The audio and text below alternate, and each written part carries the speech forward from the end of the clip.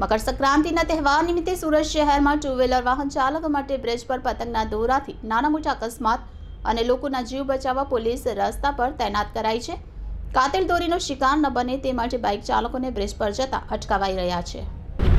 ગુજરાત રાજ્યમાં બ્રિજ શહેર તરીકે ઓળખાતા અને ટ્રાફિક વ્યવસ્થામાં ફ્લાયઓવર બ્રિજ સુરત શહેરમાં ઓળખ ઊભી થઈ છે। તો શહેરમાં ઘણા ફ્લાયઓવર બ્રિજ બન્યા છે। મકર સંક્રાંતિ તહેવાર નિમિત્તે ઉત્તરાયણ પર લોકો ધાબા પરથી પતંગ ચગાવતા હોય છે અને ફ્લાયઓવર બ્રિજ ઊંચાઈ સરખી હોય છે। પતંગ ચગાવતા રસિયાઓને કારણે પતંગનો દોરો ફ્લાયઓવર બ્રિજ પર પડતો હોય છે। ટુ વ્હીલર વાહન ચાલક પસાર થતા હોય છે અને તેમના ગળા અને શરીરના ભાગે પતંગના દોરાના કારણે ઈજા થતા નાના મોટા અકસ્માત થાય છે।